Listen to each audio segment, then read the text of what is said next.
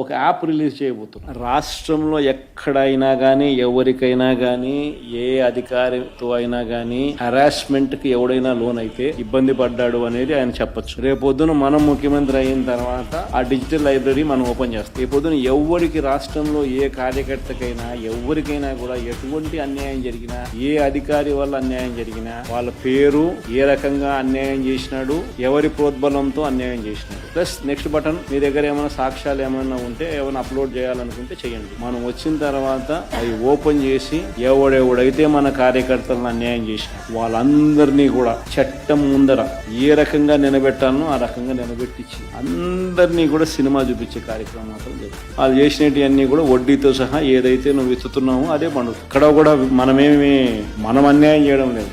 ఏదైతే మీరు ఇచ్చినారో అదే రేపొద్దున పండుతుంది. చక్కెర వడ్డీతో సహా చెల్లించే పరిస్థితి వస్తుంది. అదొకటి ఖచ్చితంగా నెక్స్ట్ 10 రోజుల్లో రిలీజ్ చేయబోతున్నాం.